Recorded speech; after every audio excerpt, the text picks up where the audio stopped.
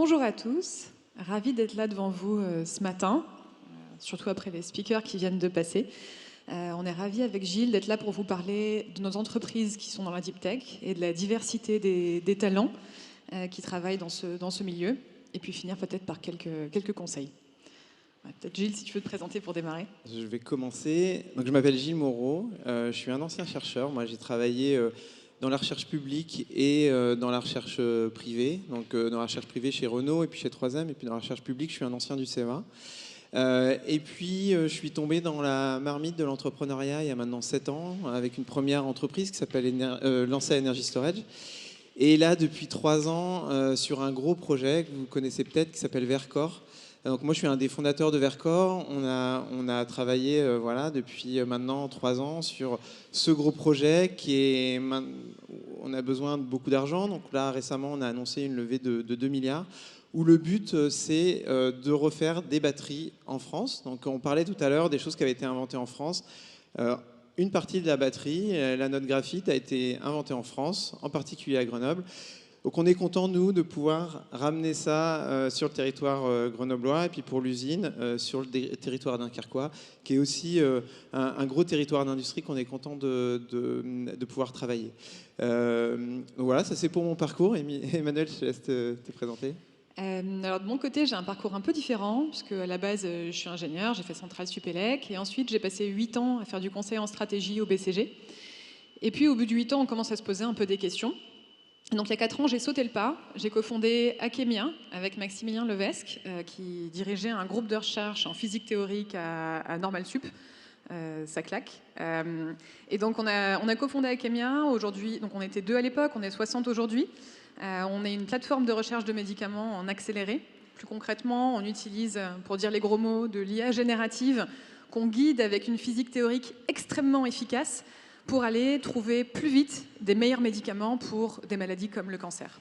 Et aujourd'hui, on a une demi-douzaine de projets en interne de recherche de médicaments qui commencent à avoir des preuves dans l'animal. On a levé seulement 30 millions d'euros. Et oui, ravi d'être là aujourd'hui pour vous parler de la diversité. En particulier, cette diversité chez Akemia, elle a commencé par les cofondateurs, donc mon associé et moi. Et en fait, pour vous raconter une petite anecdote, on était la semaine dernière au lancement de la French Tech 2030, qui sont les 125 startups qui participent à l'ambition 2030 de la France dans la santé, l'écologie, etc. Et Jean-Noël Barrot, notre ministre du numérique, disait « Il y a 10 ans, la première génération d'entrepreneurs, c'était, pour caricaturer, des hommes jeunes, sortis d'école, probablement d'ingénieurs, tant qu'à faire de Polytechnique, puisqu'il se trouve qu'on était là-bas à ce moment-là. » Et en fait, la nouvelle génération d'entrepreneurs aujourd'hui, elle est différente. Elle est notamment constituée de plus de femmes, de chercheurs. Il y en a beaucoup aujourd'hui, je comprends dans l'assistance. Et en fait, on s'est regardé avec mon associé quand le ministre a dit ça, on s'est dit, mais en fait, c'est nous. Et on est ravis de faire partie de cette nouvelle aventure.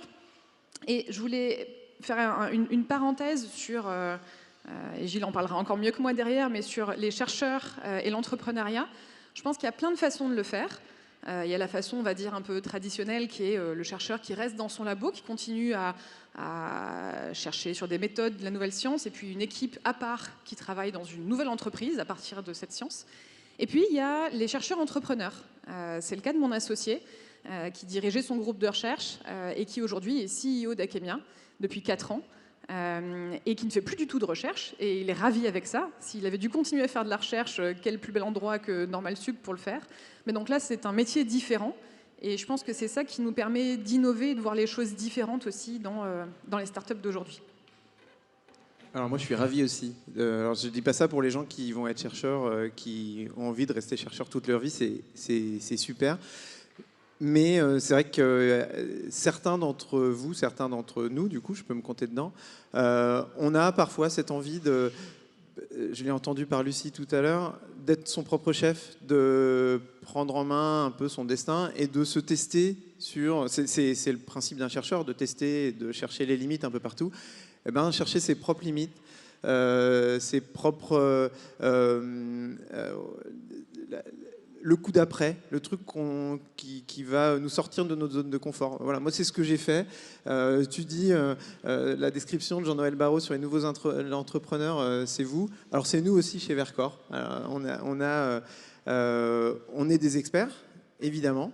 On en parlait tout à l'heure avec Nicolas Dufour qu'il y a 3 ans, on est arrivé à 6 pour dire voilà, on a besoin de 2 milliards pour monter une usine.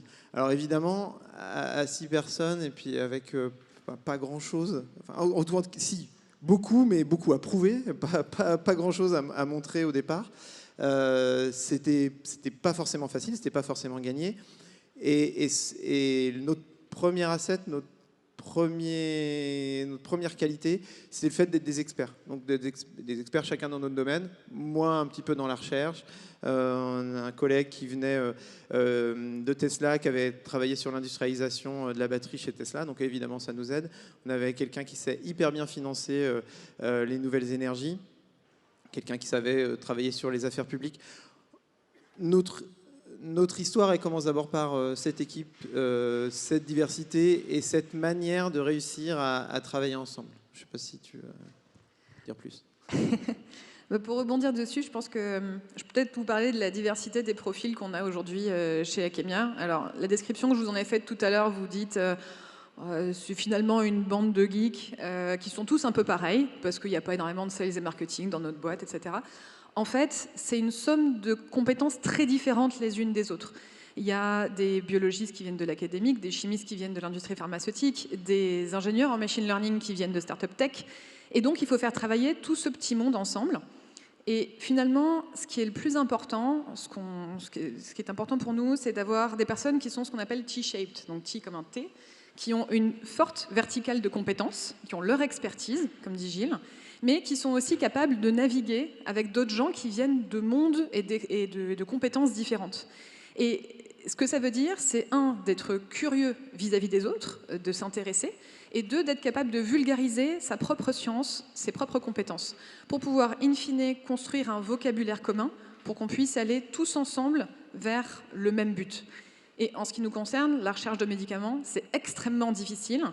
On a coutume de dire qu'en fait, il n'y a pas une personne au monde qui sait comment mieux trouver des médicaments aujourd'hui. Sinon, il y a plein de gens qui ne seraient pas malades. On en a tous dans notre entourage. Et donc, on a besoin de toutes ces compétences ensemble pour pouvoir travailler. L'autre point que je voudrais ajouter, c'est qu'au-delà des compétences, ce qui est important et qui est encore plus important en réalité, c'est le fit et c'est l'esprit d'équipe. Parce que vous pouvez mettre dans la salle 3 prix Nobel de biologie, de chimie, de machine learning, même si ça n'existe pas, mais... Et ils peuvent être aussi forts qu'ils veulent, s'ils ne s'écoutent pas parler et qu'ils n'ont pas envie de construire quelque chose ensemble, bah, ils feront des super papiers dans leur matière, mais ils ne créeront pas quelque chose ensemble.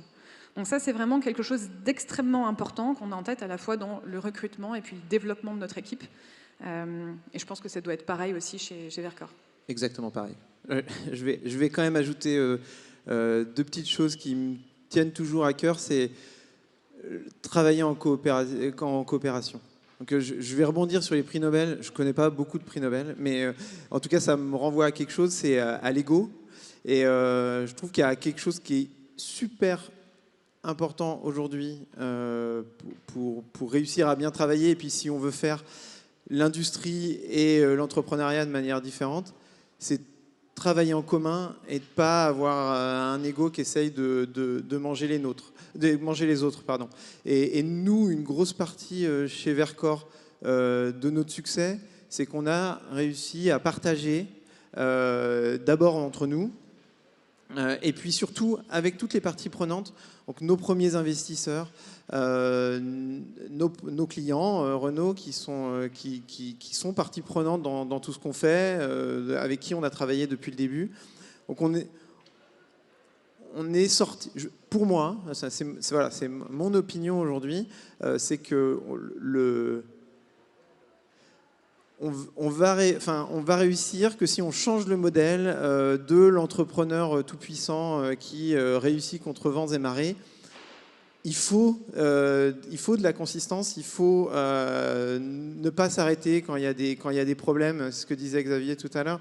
Il faut y croire, même si tout le monde autour de nous nous dit que c'est pas possible, mais il faut le faire en groupe.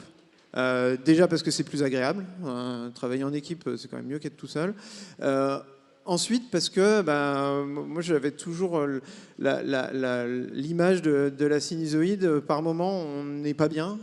Par d'autres moments, on est super motivé. Quand on est tout seul, les moments pas bien, c'est pénible.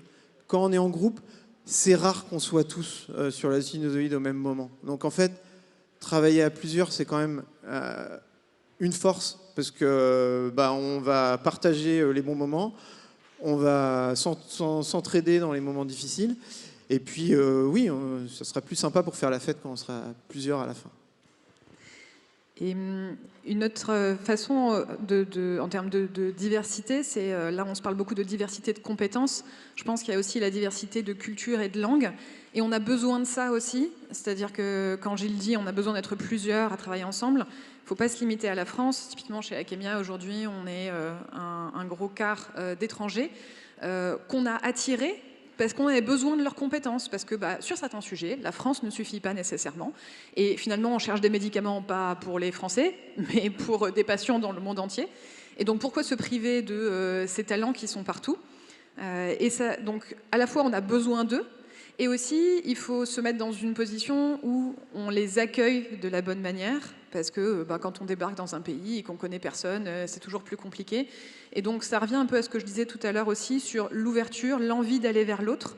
Et c'est ça qui fait qu'à la fin, on peut changer les choses. Ouais, je te rejoins là-dessus. Nous, on est 40 nationalités chez Vercors, 38 exactement. Mais on a ce travail de culture, on a ce travail de partage. Et de la même manière que on partage les bons moments, on partage aussi la vision différente, l'angle sur lequel on regarde un problème. C'est hyper intéressant de travailler avec des gens qui ont des cultures tout à fait différentes. On avait parlé de donner quelques conseils.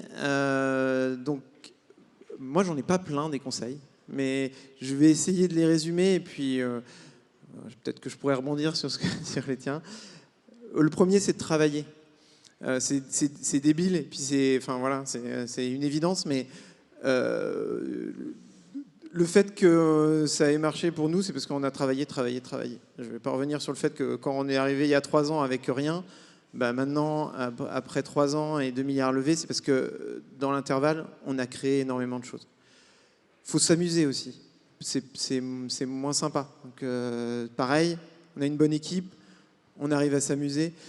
Et ça, c'est quasiment le plus important. Moi, il y a un autre truc que j'aime bien et sur lequel qui me suit depuis mes études, plus jeune que vous encore, c'est comprendre les règles. Je suis un gros joueur aussi, j'aime beaucoup jouer des jeux de société, j'aime bien tout. C'est comprendre les règles pour pouvoir les passer outre. Donc vraiment avoir exactement, bien avoir compris mon cadre. C'est un travail de chercheur à nouveau. Hein.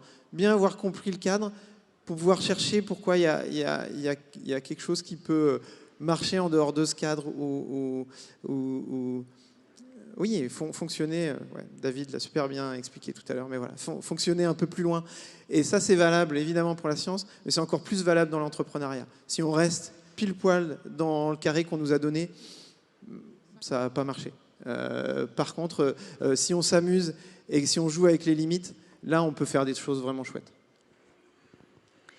Et de mon côté, en termes de conseils, je me dis, vous qui êtes dans la salle aujourd'hui, j'ai l'impression que vous êtes principalement des étudiants, des chercheurs, enfin peut-être des gens qui n'ont peut-être pas encore démarré leur société. Je pense que le premier conseil, c'est, si possible, d'y aller à plusieurs. On l'a bien illustré, je pense, avec Gilles, c'est que quand on est seul et qu'on est en bas de la sinusoïde, je pense que c'est très difficile. Et donc, du coup, la question d'après, c'est avec qui ? Et je pense que le premier conseil par rapport à ça, c'est quelqu'un avec qui ça fit. C'est-à-dire quelqu'un avec qui vous partagez la vision de l'entreprise que vous allez créer et vous allez avoir envie de travailler ensemble. Vous allez trouver ça plaisant de travailler ensemble. C'est le premier critère avant de se dire « Ah, le CV, il n'est pas exactement comme ça ». Typiquement, quand mon associé cherchait quelqu'un pour monter sa boîte, Il était là, ça serait bien quelqu'un qui travaille dans l'industrie pharmaceutique, qui a passé 15 ans aux États-Unis, qui a fait ceci. Et bien en fait, c'était pas ça mon CV, mais c'était pas ça qui était important. L'important, c'est qu'on avait envie de travailler ensemble. Et donc ça, c'est le premier point. Le deuxième point, c'est que quand même, c'est bien de fonder une société avec quelqu'un qui est complémentaire. Pourquoi ? Parce que vous allez compenser vos forces et vos faiblesses. Il y a des choses que vous allez aimer faire, moins faire, et l'autre pourra complémenter ça. Deuxièmement, je pense que c'est aussi potentiellement plus crédible pour certains partenaires et investisseurs. Souvent, les startups, ça commence aussi par aller convaincre des gens. Et le fait de voir qu'il y a différentes cartes, différents atouts déjà dans l'équipe cofondatrice, ça aide. Et puis, la troisième raison, c'est que c'est plus fun, on apprend, on découvre un nouveau monde. Moi, j'y connaissais rien au monde de la recherche avant de rencontrer mon associé. Il m'a apporté énormément de choses. J'ai découvert que les chercheurs, enfin en tout cas lui, sont des excellents vendeurs. Parce qu'en fait, en recherche, si je comprends bien, vous avez votre science. Qui de mieux que vous pour la vendre ? C'est pareil avec votre start-up. Il n'y a personne qui va la vendre mieux que vous. Et donc, il y a un très bon fit entre des chercheurs et finalement des cofondateurs d'entreprise, je pense. Voilà, parfaite conclusion. Donc, je vous remercie tous de nous avoir écoutés. On est ravis de pouvoir écouter aussi maintenant à notre tour les pitchs et bonne chance à vous. Merci beaucoup.